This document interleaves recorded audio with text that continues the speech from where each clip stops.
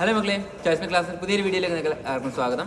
നിങ്ങളെല്ലാവരും കാത്തിരുന്നത് പോലെ തന്നെ നമ്മുടെ CETന്റെ ആൻസർ കീ, പ്രൊഫഷണൽ ആയിട്ടുള്ള ആൻസർ കീ ആണ് റിലീസ് ആയിരിക്കുന്നത്. നിങ്ങൾ കയറേണ്ട വെബ്സൈറ്റ് നിങ്ങൾക്ക് അറിയാമല്ലോ, exams.nta.ac.in/CETUG എന്ന് പറഞ്ഞ വെബ്സൈറ്റിലാണ് കയറേണ്ടത്. ലിങ്ക് നിങ്ങൾക്ക് ഡിസ്ക്രിപ്ഷനിൽ കാണാം. അതേപോലെ തന്നെ നമ്മുടെ പോസ്റ്റ് ഇട്ടിട്ടുണ്ട്, പോസ്റ്റിൽ കയറിയാൽ നിങ്ങൾക്ക് എന്ത് ചെയ്യാം, ഡിസ്ക്രിപ്ഷനിൽ അവിടെ നിങ്ങൾക്ക് കാണാൻ കഴിയും. അതേപോലെ നിങ്ങളോട് പറയാനുള്ളത്, നിങ്ങൾക്ക് ആ പ്രൊഫഷണൽ ആൻസർ കീ വെച്ചിട്ട് നിങ്ങൾക്ക് എന്തെങ്കിലും ഒരു ക്വസ്റ്റ്യൻ അവർ തന്ന ആൻസർ അല്ല നിങ്ങൾക്ക് നിങ്ങൾക്ക് അതിൽ ശരിയായിട്ടുള്ള ആൻസർ നിങ്ങളുടെ ഭാഗത്തുണ്ടെങ്കിൽ നിങ്ങൾക്ക് എന്ത് ചെയ്യാം, അത് ചാലഞ്ച് ചെയ്യാൻ വേണ്ടി 200 രൂപ നിങ്ങൾ കൊടുക്കേണ്ടതുണ്ട്. അതെങ്ങനെയാണ് ചാലഞ്ച് ചെയ്യേണ്ടതെന്നെല്ലാം നമുക്ക് എന്ത് ചെയ്യാം, അടുത്തൊരു വീഡിയോയിൽ നമുക്ക് വിശദമായിട്ട് നമുക്ക് എന്ത് ചെയ്യാം പറയാം. അപ്പോൾ നിങ്ങൾക്ക് എന്തെങ്കിലും ഡൗട്ടും കാര്യങ്ങളും ഉണ്ടെങ്കിൽ നിങ്ങൾ എന്ത് ചെയ്യാം, കമൻറ്റ് ബോക്സിൽ കമൻറ്റ് ചെയ്യുക. അപ്പോൾ നമുക്ക് ആ വീഡിയോ ചെയ്യുമ്പോൾ നിങ്ങളുടെ ഡൗട്ട്സ് ഒക്കെ ഉൾപ്പെടുത്തിക്കൊണ്ടുള്ളൊരു വീഡിയോ ആയിട്ട് നമുക്ക് ചെയ്യാം. അതേപോലെ നിങ്ങൾക്ക് ആർക്കെങ്കിലും നമ്മുടെ കൗൺസിലിംഗിൽ പങ്കെടുക്കണമെങ്കിൽ നമ്മൾ നേരത്തെ പറഞ്ഞിട്ടുള്ളതുപോലെ തന്നെ നിങ്ങൾക്ക് എന്ത് ചെയ്യാൻ പറ്റും, നമ്മുടെ കൗൺസിലിംഗ് ജോയിൻ ചേരാനുള്ള നമ്പർ നമ്മൾ എന്ത് ചെയ്യുന്നുണ്ട്, നമ്മുടെ ഡിസ്ക്രിപ്ഷനിൽ കൊടുക്കുന്നുണ്ട്.